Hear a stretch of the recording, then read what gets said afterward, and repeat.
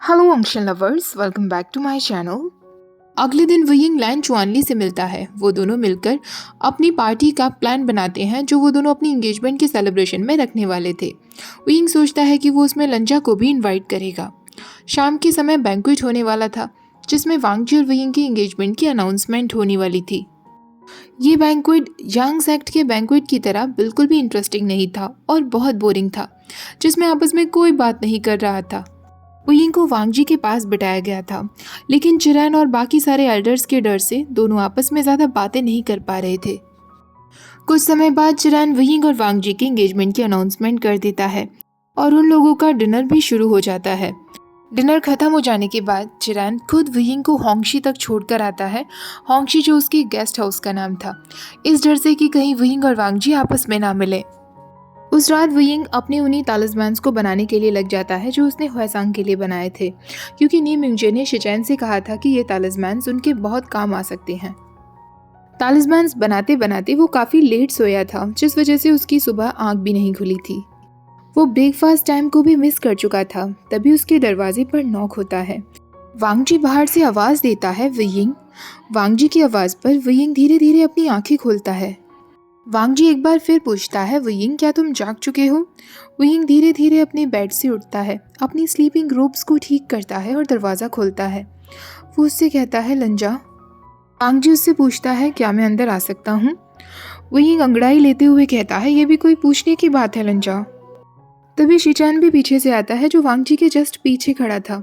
वो वियिंग को देखकर कहता है, आशिन क्या तुम अभी अभी उठे हो? शिचैन को देखकर वियिंग जल्दी से अपने कपड़ों को ठीक करता है और उससे कहता है, शिचैन का क्या टाइम हो गया है? शिचैन मुस्कुराते हुए कहता है, तुमने ब्रेकफास्ट टाइम भी मिस कर दिया है आशियन। वांगजी को तुम्हारी परवाह हो रही थी, इसलिए वो क्लास स्टार्ट होने से पहले तुम्हारे लिए ब्रेकफास्ट ले आया। वांगजी के हाथ में डाइनिंग ट्रे थी और वो वियिंग की बेड की तरफ देख रहा था जहाँ हर जगह तालिस्मान्स पड़े थे और कुछ रिसर्च की बुक्स थीं। शिचैन भी कहता है, तुम रात भर ये काम कर रहे थे? वियिंग कहता है, शिचैन का शायद कल रात को मैं कुछ ज़्यादा ही लंबे समय तक ये बनाता रहा। हालांकि काम अच्छे प्रोग्रेस पर चल रहा है, मैं कल तक इसे ख़त्म कर दूंगा। शिचैन फिर मुस्कुराते हुए कहता है, ये तो अच्छी बात है, पर अपना भी ख्याल रखो आशियन। और वो वांगजी से कहता है, वांगजी तुम डाइनिंग ट्रे नीचे रख दो जिससे आशियन अपना ब्रेकफास्ट कर ले। अब शिचैन को लगता है कि उसे वियिंग और वांगजी को कुछ समय के लिए अकेला छोड़ देना चाहिए।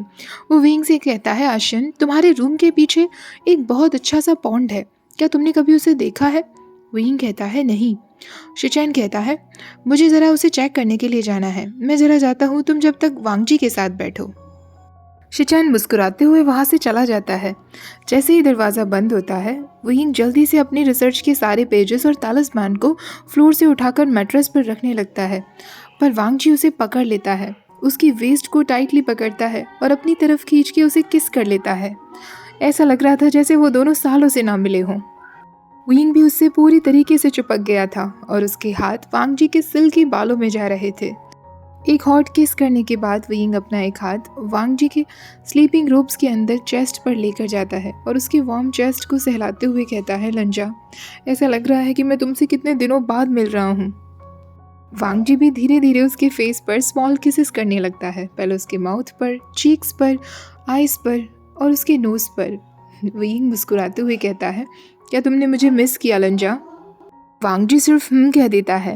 वियिंग मुस्कुराने लगता है और उससे कहता है, लंजा मैं फिर से तुम्हारे साथ सेम बेड में ही सोना चाहता हूँ। वैसे भी विंटर का समय आने वाला है, अगर इतनी ज़्यादा ठंड पड़ी जैसी गुसू में होती है, स्नोफॉल होने लगा, तो मैं तो रात ही रात में बेड में फ्रीज हो जाऊँगा। मुझे तुम अपने बेड में चाहिए लंजा। वांगजी अपने वार्म हैंड से वियिंग के बालों को कान के पीछे लगाते हुए कहता है, हम दोनों जल्दी ही साथ साथ होंगे। वियिंग उसे टाइटली हग कर लेता है। तभी शिचैन वहाँ आता है और उन दोनों से कहता है, वांगजी तुम्हारी क्लासेस जल्दी ही शुरू होने वाली हैं, तुम्हें अब जाना चाहिए वरना अंकल को शक हो जाएगा कि तुम क्लास के लिए लेट कैसे हो गए। वांगजी वियिंग को छोड़ना तो नहीं चाहता था, पर वो कैसे भी वियिंग को छोड़कर दरवाजे की तरफ जाने लगता है। तभी वियिंग कहता है, लंजा मुझे याद आया, मुझे तुमसे कुछ पूछना था। आज शाम को मैं और चुआनली ब्रदर अपनी इंगेजमेंट सेलिब्रेशन के लिए सही टाउन जाएंगे, क्या तुम भी हमारे साथ चलोगे? वांगजी पूछता है, सेलिब्रेशन के लिए? वियिंग कहता है, हाँ। वांगजी कहता है, लेकिन कैसे? वुयिंग कहता है, इस बारे में अभी हमने ज़्यादा डिस्कस नहीं किया है, पर हम मज़े करेंगे, अच्छा खाना खाएंगे और शायद थोड़ी सी एम्पर से स्माइल भी लेंगे।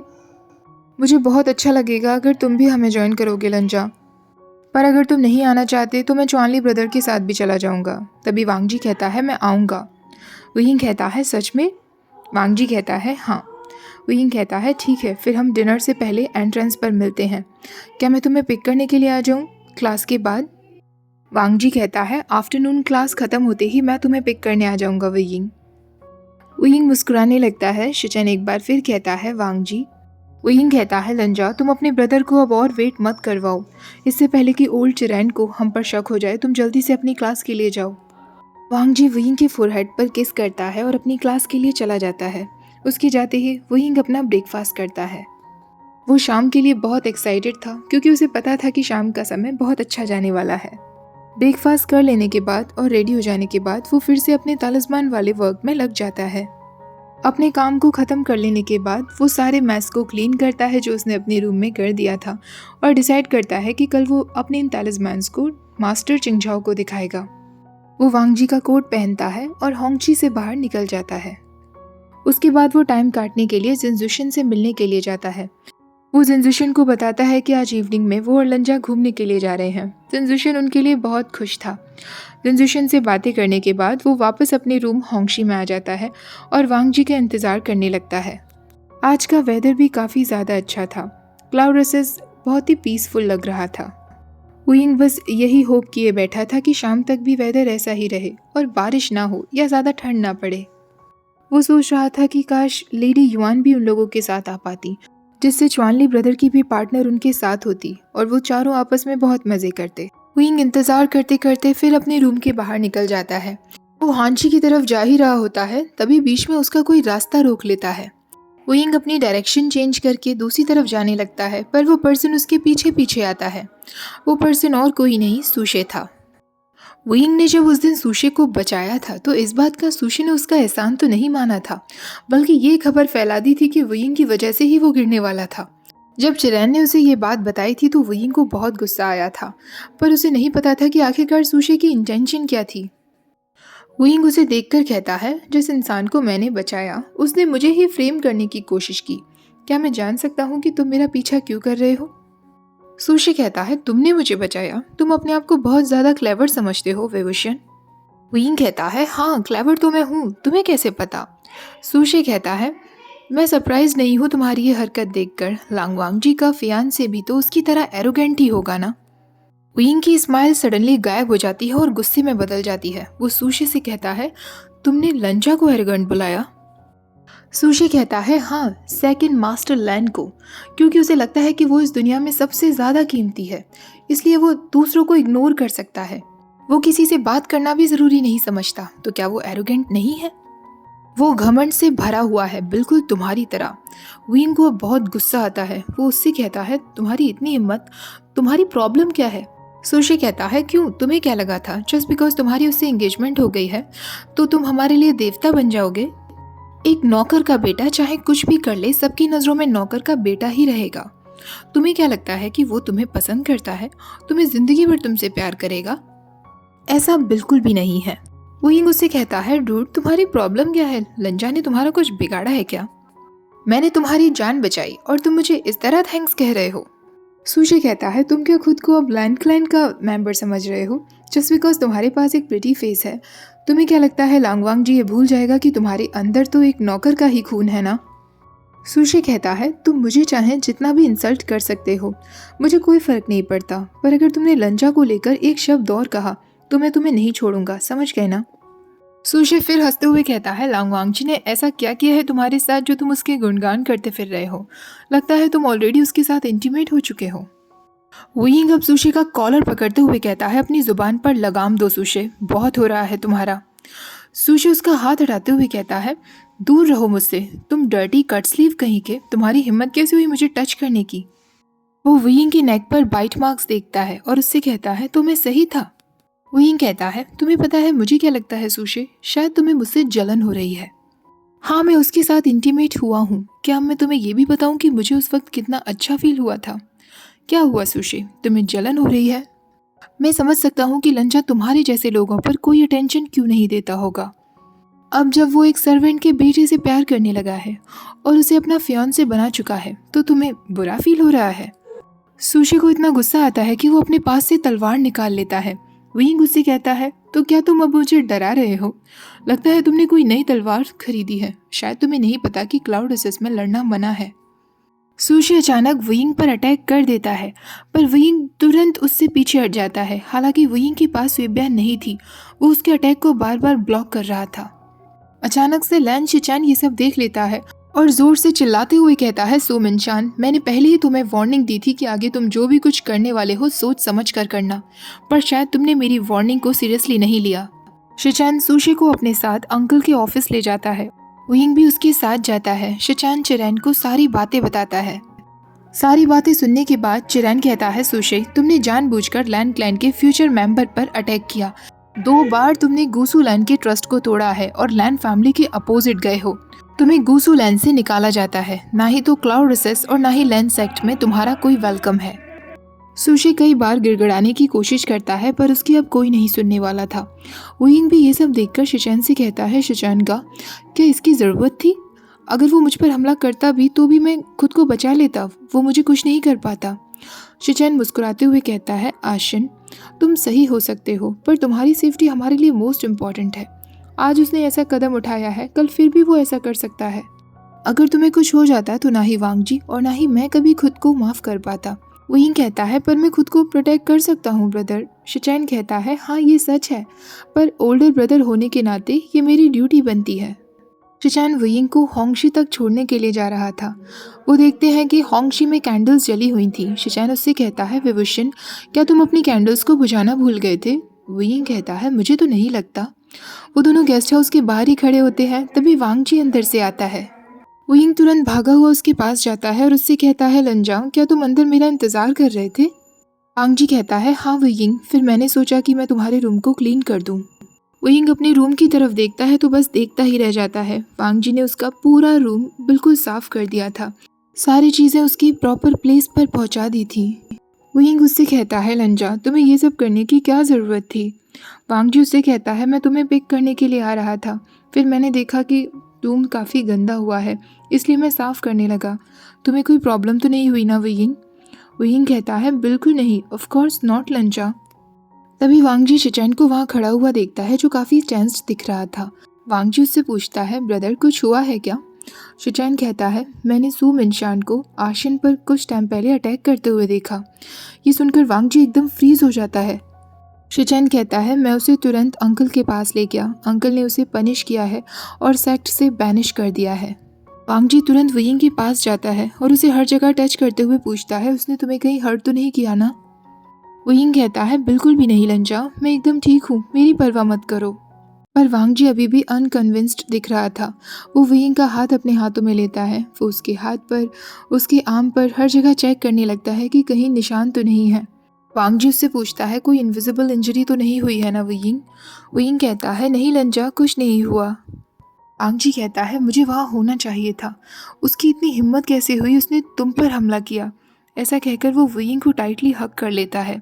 विंग मुस्कुराते हुए कहता है, डोंट बी सिली अर्गगा, तुम्हारी क्लासेस थी ना, फिर तुम वहाँ कैसे होते? शिचैन कहता है, वांग जी तुम चिंता मत करो, मैं वापस अंकल के पास जाता हूँ और सुशी को उसकी पनिशमेंट मिल चुकी है। तुम आशिन का ख्याल रखो। वांग जी हाँ में सिर हिला देता है। शिचैन के जाते ही वांग जी विंग को अपनी तरफ खींचता है और एक हॉट किस करता है। वो उसके शोल्डर्स पर हाथ फेराते हुए कहता है, उसने तुम्हें टच तो नहीं किया ना? विंग उसके बालों पर हाथ फिराते हुए कहता है, नहीं लंजा, मैं सच कह रहा हूँ। अपने विंग को इतना कमज़ोर भी मत समझो। अब विंग अपने रूम को देखते हुए कहता है, तुमने सच में बहुत अच्छा काम किया है लंजा। सब कुछ कितना नीट एंड क्लीन नज़र आ रहा है। मेरा रूम वरना बहुत मैसी था। मुझे इसे क्लीन करना पड़ेगा, ये सोच सोच कर ही मुझे सर दर्द हो रहा था। वांग जी पीछे से उसे पकड़ लेता है और उससे कहता है, कोई बात नहीं, मैं हमेशा तुम्हारे लिए तुम्हारा रूम क्लीन कर दिया करूँगा। विंग मुस्कुराते हुए कहता है, अगर तुम करना चाहते हो तो ठीक है। वांग जी विंग के चीक्स पर हाथ फिराते हुए कहता है, क्या तुम अभी भी बाहर जाना चाहते हो विंग? विंग को सडनली याद आता है कि उसने चॉनली के साथ बाहर जाने के प्लान्स बनाए थे। वो कहता है शिट लंजा, मैं तो ऑलमोस्ट भूल ही गया था। लैन चॉनली मेरा इंतज़ार कर रहा होगा। वांग जी कहता है क्या तुमने कोई स्पेसिफिक टाइम दिया था? विंग कहता है नहीं, मैंने तो कहा था कि मैं आफ्टरनून के बाद आ जाऊँगा। वांग जी उसकी तरफ देखते हुए कहता है तुम काफ़ी टायर्ड लग रहे हो विंग, अगर तुम आज नहीं जाना चाहते तो हम फिर कभी चलेंगे, वो तुम्हें समझ जाएगा। विंग अपनी थकान भरी आवाज़ में कहता है नहीं लंजा, मैं प्लान कैंसिल नहीं कर सकता। वांग जी कहता है पर तुम्हारी आवाज़ से लग रहा है कि तुम घर रुकना चाहते हो। विंग कहता है ओके लंजा, तो मैं बस एक सेकंड में उससे मिलकर आ जाता हूँ और उसे बोलूँगा कि हम कल आफ्टरनून में जाने का प्लान बनाते हैं। वांग जी कहता है कोई ज़रूरत नहीं है, मैं किसी डिसिपल को भेज दूंगा, तुम यहीं रुको और आराम करो। विंग कहता है लंजा, मैं थका हुआ नहीं हूँ। पर वांग जी उसकी एक बात नहीं सुनता। वो विंग को गोद में उठाता है और फ्रेशली मेड बेड पर जो उसने एकदम नीट एंड क्लीन कर दिया था वहाँ ले जाकर विंग को लिटा देता है। विंग कहता है लंजा, तुम सच में बहुत ज़िद्दी हो और गगा। वांग जी उसके फोरहेड पर किस करते हुए कहता है यहीं लेटे रहो और आराम करो, मैं बस अभी आता हूँ। कुछ टाइम बाद वांग जी वापस आता है और विंग को बताता है मैंने एक डिसिपल को भेज दिया है चॉनली को बताने के लिए, तुम कल आफ्टरनून में इसी टाइम पर बाहर जा सकते हो। विंग अब उससे कहता है लंजा, क्या तुम भी मेरे साथ लेट जाओगे प्लीज़, मुझे और भी कंफर्टेबल फील होगा। वांग जी कहता है पर तुमने अभी डिनर नहीं किया है। विंग कहता है मुझे डिनर नहीं करना अर्गगा, मुझे बस तुम चाहिए, तुम मेरे पास प्लीज़ लेट जाओ ना। वांग जी कहता है पर तुम डिनर करने से पहले ही सो जाओगे। विंग कहता है नहीं, मैं नहीं सोऊंगा। विंग लेजीली वांग जी की रोप से उसे पकड़ के अपनी तरफ खींच लेता है और बेड पर लिटा लेता है और उससे कहता है अगर मैं सो भी जाऊं तो तुम मुझे फिर से उठा देना। वांग जी जेंटली उसका हाथ अपने रोप से हटाता है और उससे कहता है विंग को उठा पाना बहुत मुश्किल है। विंग पाउच बनाते हुए कहता है लंजाओ, तुम कितनी मीन बातें कर रहे हो, तुम बस मेरे साथ लेटे नहीं रह सकते थोड़े टाइम के लिए, मैं बिल्कुल भी कंप्लेन नहीं करूँगा, चाहे तुम मुझे कितने बजे भी उठा देना। जी विंग के पाउटी फेस को देखकर कहता है ठीक है। विंग मुस्कुराते हुए कहता है हाँ, और तुम्हें मेरे साथ ब्लैंकेट के अंदर आना होगा। विंग कैसे भी वांग जी को कन्विंस कर लेता है। जैसे ही वांग जी बेड पर लेटता है विंग रोल होते हुए तुरंत उसके पास आ जाता है। वांग जी भी अपना एक हाथ विंग के अराउंड रैप कर लेता है। विंग वांग जी की सैंडलवुड स्मेल में कहीं खो जाता है और उससे कहता है लंजा, जब भी हम दोनों बेड पर साथ में होते हैं मैं पूरी दुनिया को तो जैसे भूल ही जाता हूँ। वांग जी विंग के हेड पर किस करता है और उसे बार बार सहलाने लगता है। कुछ टाइम बाद विंग को सच में नींद आ जाती है। वांग जी जब उसे जगाता है तो वो अपने साथ कुछ स्टीमिंग फूड और फ्रेश टी लेकर आया था। विंग का मन तो नहीं कर रहा था उठने का, पर उसने लंजा को प्रॉमिस करा था कि वो डिनर करने के बाद ही सोएगा, इसलिए वो उठ जाता है। दोनों साथ में डिनर करते हैं। कुछ टाइम बाद जब बहुत ज़्यादा रात हो जाती है वांग जी अपने ओन क्वार्टर्स में लौट जाता है, पर उससे पहले वो विंग को अपनी गोद में सुला कर गया था। वो विंग के चीक्स पर एक गुड नाइट किस करता है और वहाँ से चला जाता है। ओके गाइज, आज के इस पार्ट को यहीं ख़त्म करते हैं। आई होप आप लोगों को आज का पार्ट बहुत अच्छा लगा होगा। नेक्स्ट पार्ट थोड़ा लेट आएगा क्योंकि मैं न्यू ईयर सेलिब्रेशन में बिज़ी हूँ। आई होप आप लोग भी काफ़ी अच्छे से न्यू ईयर सेलिब्रेट कर रहे होंगे। A very happy new year to all of you guys. I wish इस साल जो भी काम आप लोगों के नहीं बने अगले साल वो ज़रूर बन जाएंगे। आप सभी का नया साल बहुत बहुत अच्छा हो। इस साल की तरह अगले साल भी अपना सपोर्ट मेरे साथ बनाए रखना, जिससे हमारी वांगशियन फैमिली और बड़ी होती जाए। ओके, तो वीडियो अच्छी लगी हो तो प्लीज़ वीडियो को लाइक शेयर, चैनल को सब्सक्राइब करना मत भूलना। Once again very happy new year guys. Thank you for watching. Bye bye.